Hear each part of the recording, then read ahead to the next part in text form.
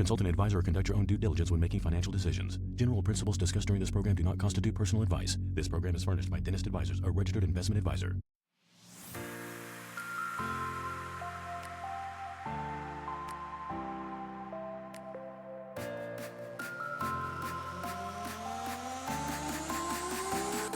Welcome to the Dentist Money Show, where we help dentists make smart financial decisions. I'm your host today, a guy named Matt, and that's it. It's just me today. So we're going to try something new.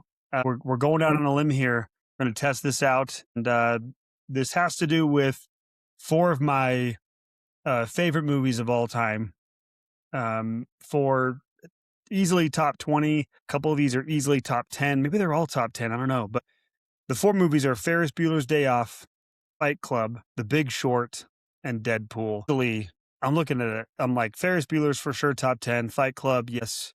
The Big Short, maybe not top 10. Deadpool, I think it is top 10. Either way, favorite movies. They all have something in common, and that is that they break the fourth wall. And that's what we're trying today. You guys are very accustomed to, either me or Ryan and a guest, or me and a guest, or the other advisors, kind of, Christine, whatever it may be, us having a conversation and you guys listening in on that conversation. Today, we're going to change it up, and I'm going to talk to you directly, the listener, the dentist, or maybe you're not a dentist. I know we've got a lot of spouses, the non-dental spouse that listens. Whoever you are, we appreciate you, and I'm going to just speak directly to you.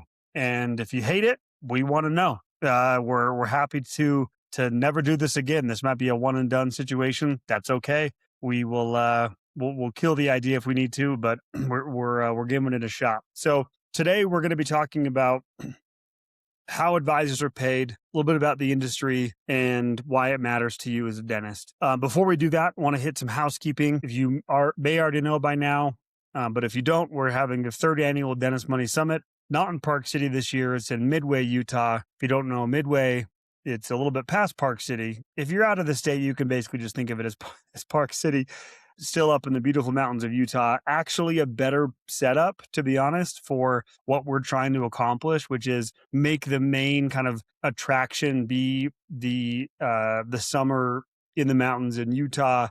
Get out, bring your family, bring your friends, bring your team, come golf. We're going to be facilitating some golfing. Get up in the mountains on a side-by-side or an ATV. We're going to have a ton of different activities out there. So that's really the main focus, honestly, is make this a very different event for dentists where you feel like it's almost a vacation, but also you can get some CE and listen to some amazing speakers you probably already know by now, hopefully, but Cash GPT, we know him, we love him. Robbie Demachki is going to be speaking this year. I am so excited for that. Dr. Daniel Crosby is back this year, along with some other amazing speakers. So we'd love to have you there. I think one of the underrated parts of these types of events as well is just getting to be there with like-minded dentists. We saw last year, it was actually really cool. We saw a lot of friendships start, truly. Dentists who didn't know each other, who met, hung out the whole weekend. We saw them at the after party, and it was just so cool to see things like that. I think a lot of the value of these types of events that we're trying to help kind of put on and facilitate is the people you meet there in the audience, the other dentists. So we'd love to have you there. If you have questions or want more information, go to dentistmoneysummit.com and come out, hang out with us in June. Okay, want to jump in, start with a quote. Weird. I've become the quote guy. I don't know if I have an original thought in my head. I just accept it. I own it.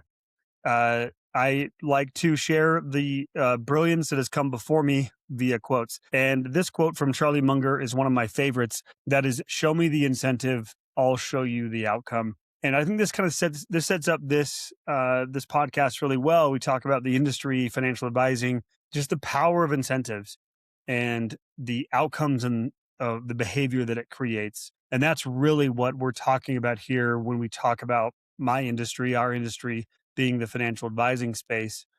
The tricky part, you may have heard this in the past as we talk about this, but the tricky part with the financial advising space, and we'll just compare that to dentistry because that's who we work with.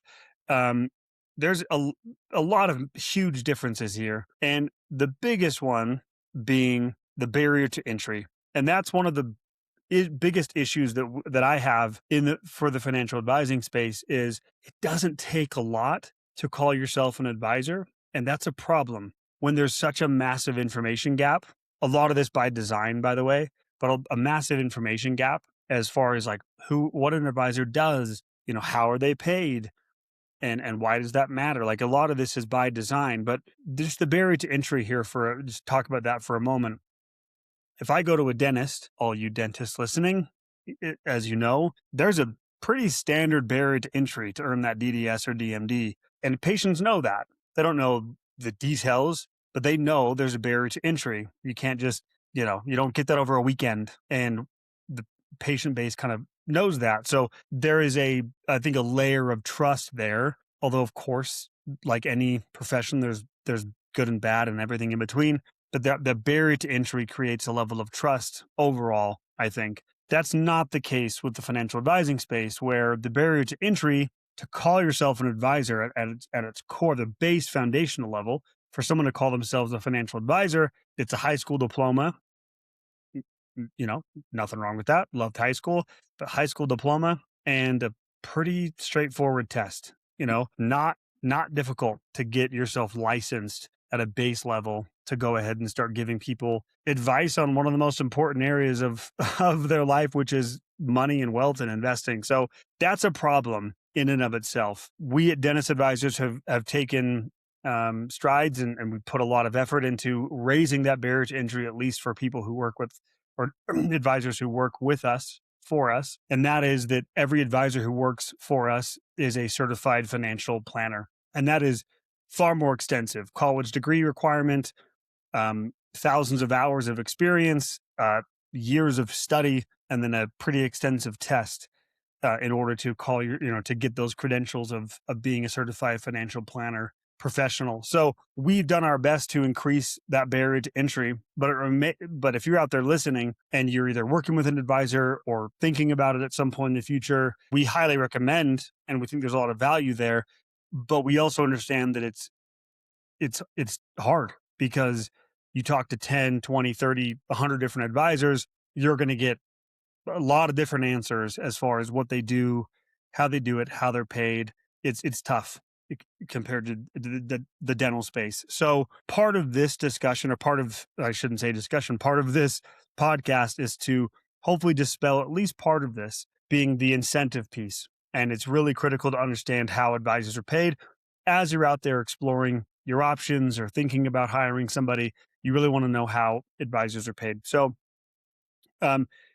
this part is actually not super complicated. And I think this is really helpful, hopefully, to demystify this. There's really only 3 ways that advisors are paid. So the first and probably the biggest portion of the advisor space is a commission-based advisor.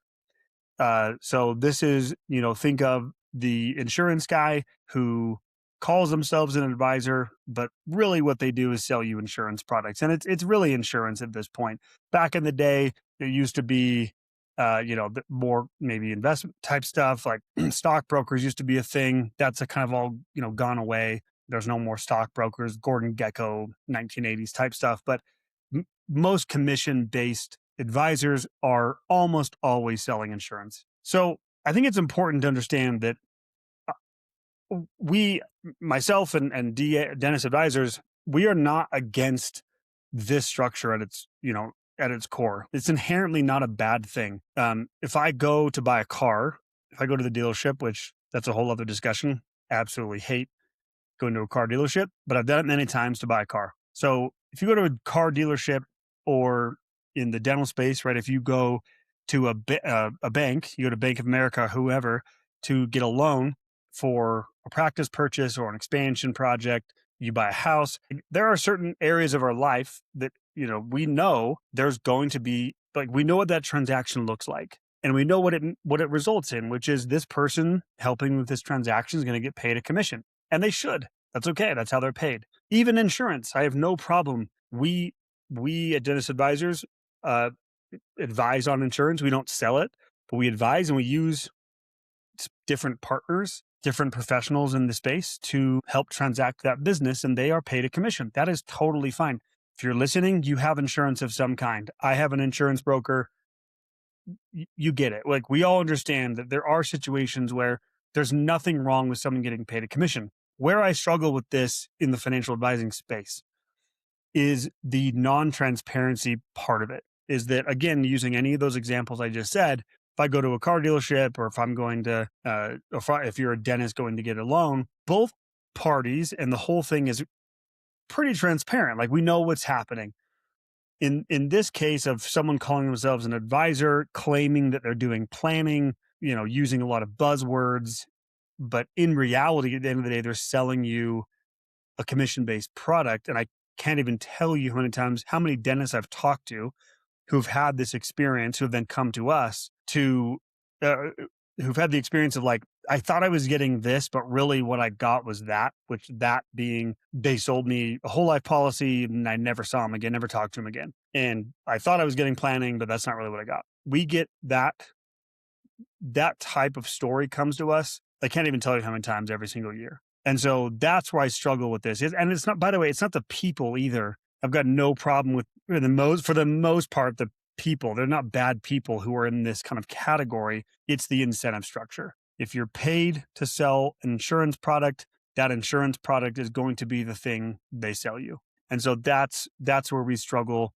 And it's more so just trying to open people's eyes to understand what it is. And again, you need insurance in a lot of areas of your life, but that person selling you insurance, for the most part, should not be claiming they're going to help you through kind of give your comprehensive, holistic plan. So that's commission-based. Good chunk of this space is still commission-based. I'm going to jump to the third, actually. I'm going to leave the middle group, and you'll know why here in a second. But the third group, so commission-based number one, the third group is where Dentist Advisors falls, which is a fee-only fiduciary advisor. So about 15% of the space can call themselves fee-only. And fee-only is very specific language that this can get confused. This is why I skipped group number two, because you'll know why here in a second of this gets confusing. But fee-only, the only way an RAA, a company like ours, an advisor,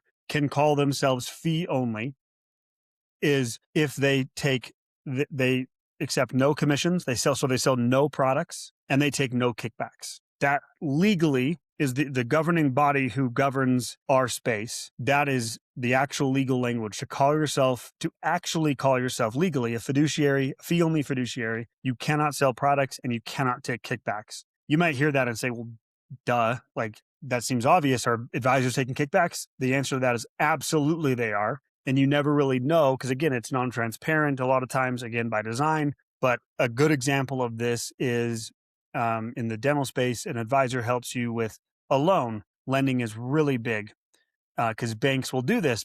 This is a huge way they get business is they go to advisors and they'll say, hey, we'll pay you a percentage of the loan if you originate that with us. So they build relationships with advisors. Advisors, you think, trying to be neutral, or they are being neutral, but they're really just funneling business to one bank and then getting pretty significant kickbacks.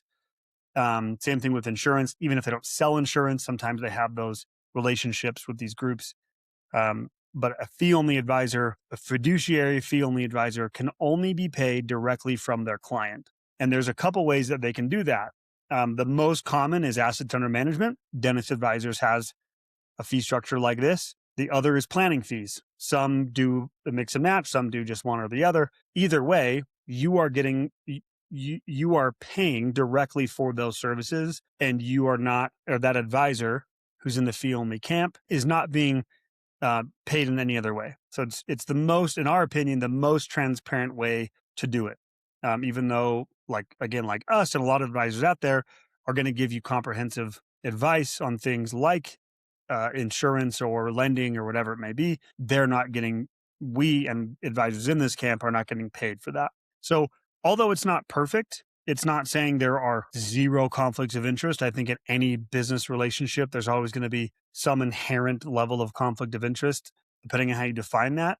But we believe, and the reason we do this and we're in this camp is we believe it's the best way to to minimize conflict of interest to its lowest form. So we've got commission-based, we've got fee-only fiduciary, kind of two ends of the spectrum. The middle group is the most confusing and the most, I'm not going to say dangerous. I mean, I just did.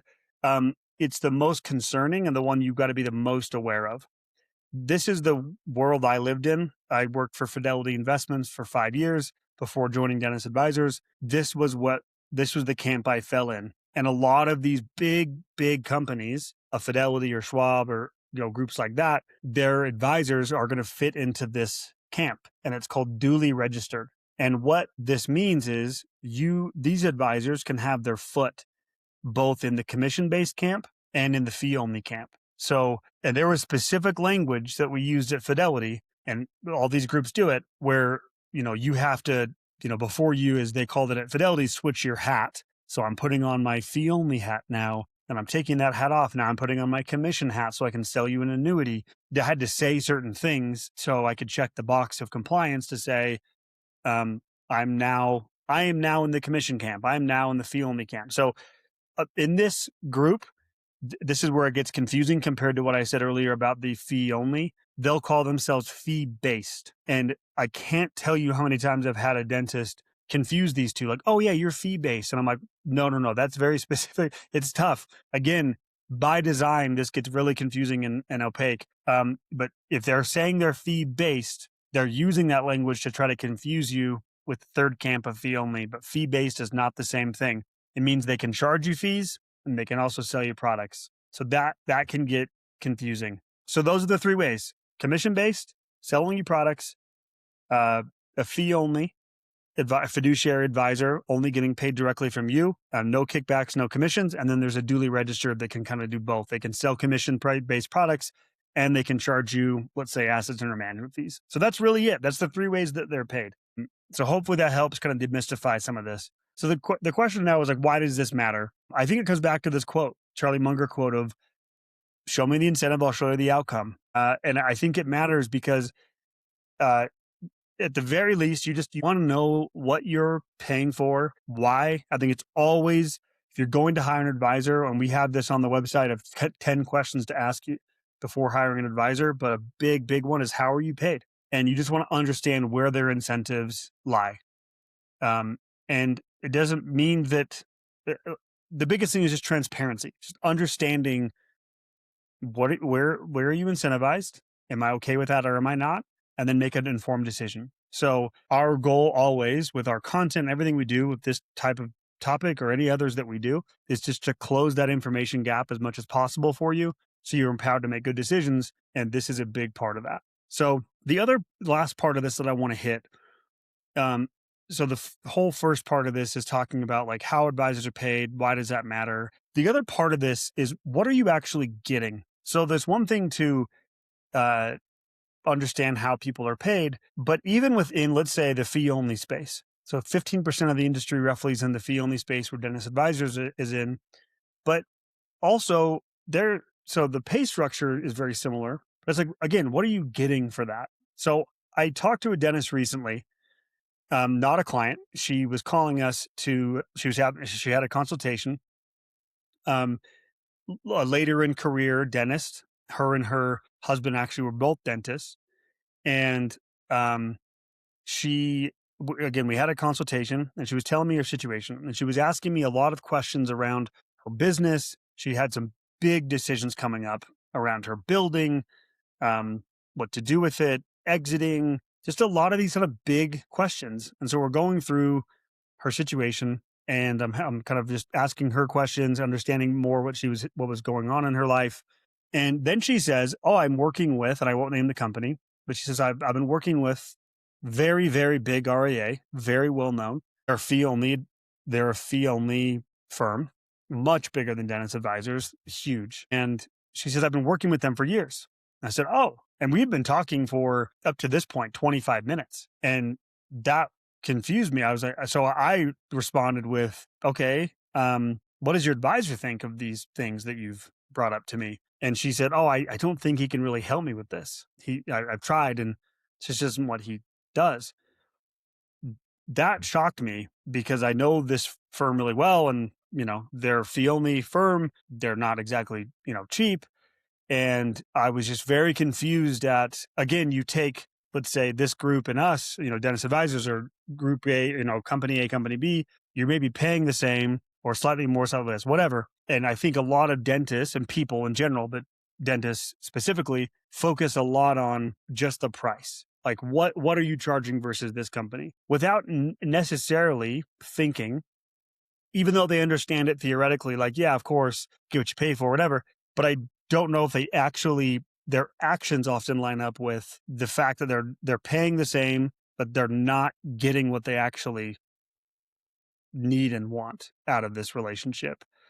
So this was just recently, and that shocked me. I was like, this is what your advisor should be doing. If you're working with an advisor and they're not helping you with decisions around buying a building or not buying a building, how to exit your practice, should you add an extra op? Should you expand to another location? Like, these are the things that dentists, should you add an associate? Should you sell to an associate? How do you structure a sell to an associate? All the other stuff, of course, goes without saying. Table stakes, 401ks, IRAs, back to Roth conversions, investing, all those things are table stakes, of course. But if your advisor is not helping you with those things, that's a problem. That would be an issue that you should be considering and reevaluating if you've got some big existential career type decisions to make and you can't go to your advisor who you're paying a fee to have these discussions. I would be second guessing that relationship a little bit and what they're actually doing for you and the value that you're getting. Heard this a long time ago in my career, years, probably a decade ago. It's always stuck with me.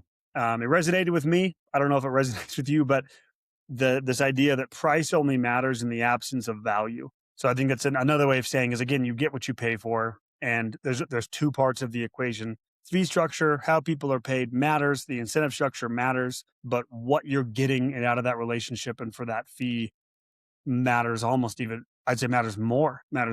So hopefully this is helpful, guys. I really appreciate if you're still listening. You're one of the cool ones. I'm taking a chance here with this kind of solo cast. If this is helpful, and if you are out there sitting there thinking either with an advisor or not with an advisor and thinking, I need help, I just want to ask some questions in a really low stress, like low pressure, low risk environment. Like, we are here to help. We talk to probably 400 dentists every single year about their situation, that if we answer their questions, we point them in the right direction. We'd love to hear your story. If you are out there and you've been thinking, I need help, I've been nervous to call them, I don't know what it's going to be like, I would say get on dentistadvisor.com, click on the free consultation button. You'll get one of our friendly advisors. We'd be happy to talk to you and help answer your questions. For now, everyone, thanks for listening. We'd love to see you at the summit. We'd love to see you in a consultation. Hopefully this is helpful. Please give us your feedback. If you don't love this format, totally okay. Let us know. It won't be every time. We will do this, not super frequently, but every once in a while we'll do a solo cast. Until next time, have a great day. Bye-bye.